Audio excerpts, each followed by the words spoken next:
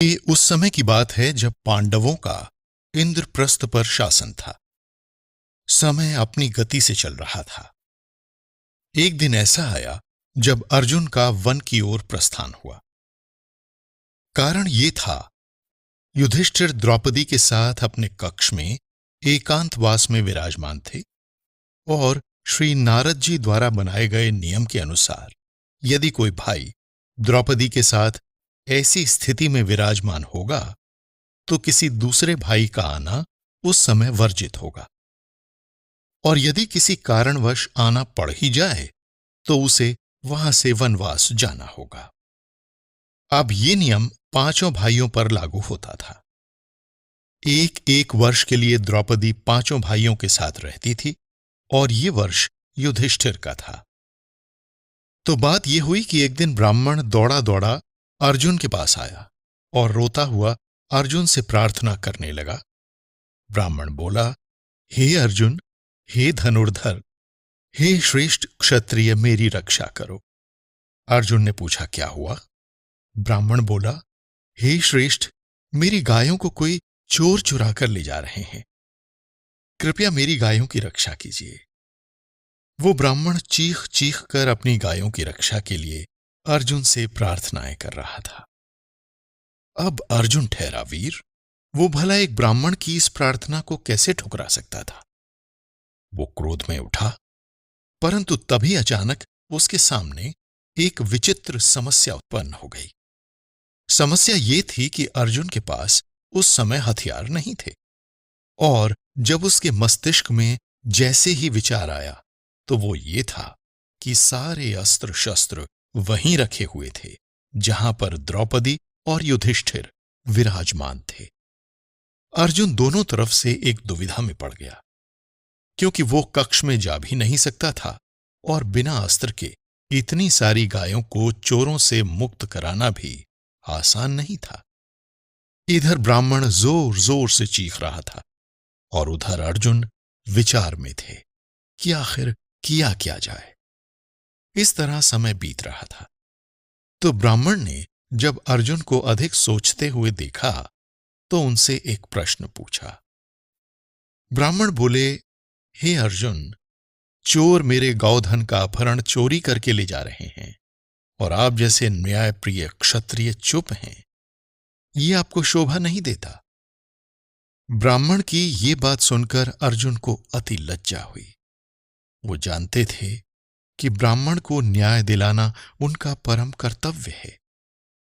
इसलिए अर्जुन ने मन ही मन कुछ निश्चय किया और ब्राह्मण से बोले, ब्राह्मण, तुम ठहरो, बिल्कुल भी चिंता मत करो, मैं तुम्हारा कार्य अवश्य पूरा करूंगा। मैं तुम्हारे गोधन को दोबारा तुम्हारे पास लेकर जरूर आऊंगा, क्योंकि यदि मैंने ये काम नहीं किया तो महाराज युधिष्ठिर को लोग अधर्मी कहेंगे और राजा का कर्तव्य ही प्रजा की सेवा करना है। अर्जुन जानते थे कि यदि ब्राह्मण के गोधन की रक्षा नहीं की गई तो महाराज युधिष्ठिर का ही अपमान होगा और वे अधर्मी कहलाएंगे। लेकिन यदि वो उस कक्ष में जाकर अपने अस्त्र शस्त्र ले आते हैं तो उनका एक वचन भंग हो जाएगा, लेकिन उस वचन से सिर्फ अर्जुन को ही दंड भोगना होगा। तो अर्जुन ने अंत में यही सोचा कि महाराज और उनके बड़े भ्राता युधिष्ठिर की छवि, यानी राजा की छवि, प्रजा के सामने बिल्कुल खराब नहीं होनी चाहिए, और उन्होंने आखिरकार कक्ष में जाने का निर्णय लिया। वो तुरंत कक्ष में गए और अपना धनुष बाण लेकर वापस आ गए। वापस आकर अर्जुन ब्राह्मण की गायों को ले जाने वाले चोरों के पीछे गए और उन पर आक्रमण कर दिया। चोरों को धूल चटाकर सभी गायों को उन्होंने वापस कर दिया। अब उस ब्राह्मण को तो गोधन मिल गया था, परंतु अर्जुन के सामने वचन भंग होने का अपराध जैसे पहाड़ की तरह आकर खड़ा हो गया और वो मन ही मन दोबारा विचार करने लगे। ब्राह्मण भोजन लेकर चला गया और अर्जुन अपने भवन में दोबारा प्रवेश कर गए। धीरे धीरे सूर्य बीचों बीच आ गया और दोपहर में अर्जुन ने महाराज युधिष्ठिर से मिलने का आग्रह किया। भला अपने छोटे भाई अर्जुन को युधिष्ठिर से मिलने से कौन रोक सकता था? अनुमति की क्या आवश्यकता। युधिष्ठिर ने झट से अनुमति प्रदान की और अर्जुन युधिष्ठिर से मिलने पहुंचे। अर्जुन को उदास देखकर युधिष्ठिर थोड़े अचरज में पड़ गए। युधिष्ठिर ने पूछा, क्या बात है अर्जुन, बड़े उदास नजर आ रहे हो। अर्जुन बोला, मैंने बहुत बड़ी गलती की है बड़े भ्राता, मुझसे अब जानबूझकर एक अपराध हुआ है। कौन सा अपराध हुआ है तुमसे। अर्जुन बोले, मैंने द्रौपदी के कक्ष के नियम का उल्लंघन किया है। युधिष्ठिर झट से समझ गए। वो बोले, नहीं अर्जुन, तुम छोटे भाई हो और तुम्हारा आना नियम भंग नहीं होता। अर्जुन बोले, मैं जानता हूं महाराज भ्राता, आपके लिए यह कोई बड़ी बात नहीं, आप मेरी अवस्था को तो समझते होंगे। युधिष्ठिर बोले, कुछ न कुछ ऐसा कारण जरूर रहा होगा, मुझे इस बात का कतई मलाल नहीं है, तो फिर तुम्हें चिंता करने की क्या जरूरत है। अर्जुन बोले, भ्राता, अपराध अपराध होता है, नियम नियम होता है। यदि नियम को इसी तरह भंग किया जाएगा तो नियम नियम नहीं रहेगा। इसलिए आप मुझे प्रायश्चित की आज्ञा दीजिए महाराज। युधिष्ठिर बोले, प्रायश्चित? लेकिन कैसा प्रायश्चित। अर्जुन बोले, महाराज बड़े भैया, मैं वनवास के लिए जाऊंगा, जो कि नारद जी द्वारा बनाए गए नियमानुसार है। अर्जुन की बात सुनकर युधिष्ठिर अचरज में पड़ गए और बोले, अरे अर्जुन, कैसी बात कर रहे हो। यदि तुम वनवास चले जाओगे तो किसी को भी अच्छा नहीं लगेगा और जाने की कोई आवश्यकता नहीं है। द्रौपदी हम पांचों की है। तुमने किसी तरह के नियम को भंग नहीं किया है और तुम्हारे जाने से किसी को भी लाभ नहीं। क्षत्रिय अपने कर्तव्य को निभाने के लिए कुछ भी कर सकता है। तुमने तो क्षत्रिय धर्म निभाया है। तुम मेरे प्रिय हो, मैं तुम्हें आज्ञा नहीं दे सकता। तुम वन में नहीं जाओगे। यदि किसी स्त्री के साथ एक कक्ष में बड़ा भाई बैठा है और छोटा भाई आ जाए तो इसमें दोष की क्या बात है अर्जुन। बल्कि दोष तो तब होगा जब एक छोटे भाई के समक्ष एक बड़ा भाई अचानक आ जाए। धर्म का नाश वहां होगा। अतः वनवास का विचार बिल्कुल अपने दिमाग से त्याग दो। परंतु अर्जुन नहीं माने। अर्जुन के मन में नियम तोड़ने के वचन को निभाने की मानसिकता थी। वो बोले, बड़े भैया, धर्म आचरण में कभी बहानेबाजी नहीं चलती और ना ही कभी करनी चाहिए। ये मैंने आप ही से सीखा है। यदि हमने कोई नियम या वचन लिया है तो भले ही हमारे प्राण हमें त्यागने पड़े, हमें वो निभाना ही चाहिए। मैं शस्त्र छूकर और सत्य को साक्षी मानकर कहता हूं कि मैं कभी अपने सत्य से विचलित नहीं होऊंगा। परंतु आप मुझे मेरे वचन को तोड़ने के लिए प्रतिबद्ध न करें। मुझे वनवास जाने की आज्ञा दीजिए। मैं अपना कोई भी कार्य आपकी आज्ञा के बगैर नहीं करूंगा। आखिरकार मजबूरन युधिष्ठिर को अर्जुन की बात माननी ही पड़ी और उन्होंने अर्जुन को आज्ञा दी, अर्जुन, तुम अवश्य जाओ। यदि तुम्हें अपने धर्म की रक्षा का ये मार्ग दिखाई देता है तो अवश्य जाओ। हालांकि कोई नहीं चाहता, लेकिन मुझे इस बात का गर्व भी है और हमेशा रहेगा कि मैंने तुम्हारे जैसा भाई प्राप्त किया, जो अपने वचन के लिए कुछ भी करने को तत्पर है। मैं तुम्हें आज्ञा देता हूं अर्जुन, परंतु अपने क्षत्रिय धर्म का हमेशा पालन करना और अपने कर्तव्य से कभी विमुख न होना। आखिरकार अर्जुन ने अपने बड़े भैया और राजा युधिष्ठिर की आज्ञा ली और दीक्षा लेकर वहां से चल दिए। अर्जुन चलते चलते गंगा द्वार पहुंचे। गंगा द्वार पहुंचकर उन्होंने वहां अपने ठहरने की व्यवस्था की, लेकिन वहां अनेकों ब्राह्मण आ गए तथा उनके साथ ध्यान किया। कुटिया से बाहर का दृश्य एवं वातावरण बहुत ही मनोहर था। पशु पक्षी चहचहा रहे थे। आसपास वन में सरोवर तथा अनेक उद्यान बने हुए थे। उनके साथ आने वाले ब्राह्मणों ने कई जगह अग्निहोत्र किया। ब्राह्मणों द्वारा अग्नि का प्रज्वलन किया गया और अर्जुन को अनेक आशीर्वाद दिए, जैसे कभी अजय होने का तो कभी अत्यधिक लाभान्वित होने का। ये दृश्य बहुत ही मनोहर था एवं सौंदर्य से परिपूर्ण था। अगले दिन प्रातःकाल उठकर ब्राह्मणों सहित अर्जुन ने स्नान किया और आगे बढ़ने लगे।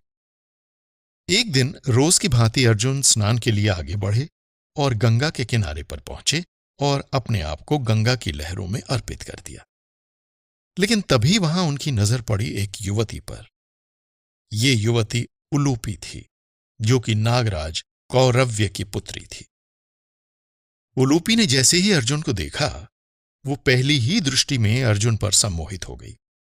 उसने अपने आप को रोकने की काफी चेष्टा की और काफी विचार किया, परंतु कामुकता उसके ऊपर अत्यधिक हावी थी। वो अपने आप को काबू नहीं कर पाई और अर्जुन को पकड़कर जल के भीतर खींच ले गई। अर्जुन बहुत देर तक कुछ असमंजस की स्थिति में थे, लेकिन कुछ ही देर बाद उन्हें इस बात का ज्ञान हो गया कि ये नागकन्या उनके ऊपर मोहित हो गई है। तब उलूपी अर्जुन को वहां ले गई जहां अग्नि प्रज्वलित हो रही थी। अर्जुन तो हैरान हो गए और उन्होंने उलूपी से कहा, ये अग्नि क्यों प्रज्वलित हो रही है? तब उलूपी ने बताया कि यहां अग्निहोत्र होना है, आप अपना यज्ञ संपन्न यहां कर सकते हैं। तब अर्जुन ने उलूपी से उसका परिचय पूछा, तुम कौन हो? तब उसने अर्जुन से कहा, मैं नागकन्या हूं और नागराज कौरव्य की पुत्री उलूपी हूं। अर्जुन ने कहा, कौरव्य नाग के बारे में तो वो काफी सुन चुके हैं। उलूपी ने कहा, ये तो मैं नहीं जानती, किंतु जैसे ही मैंने आपको गंगा में स्नान करते हुए देखा तो मैं आप पर सम्मोहित हो गई। मेरा मन विचलित हो गया। मेरे मन में कई तरह की भावनाएं आने लगीं। ऐसा लग रहा था मानो मुझ पर कामदेव सवार हो गए हों। तब अर्जुन बोले, अच्छा, इसीलिए तुमने मुझे यहां खींचा? उलूपी ने कहा, हां कुंती पुत्र अर्जुन, मैं आपके ऊपर अपना हृदय समर्पित कर चुकी हूं। मैं आपको देखे बगैर रह ही नहीं पाई। मैं आपसे विनती करना चाहती हूं कि आप मुझे आनंदित कर मेरी इच्छा पूर्ण कीजिए। मैं आपसे निस्वार्थ प्रेम करती हूं।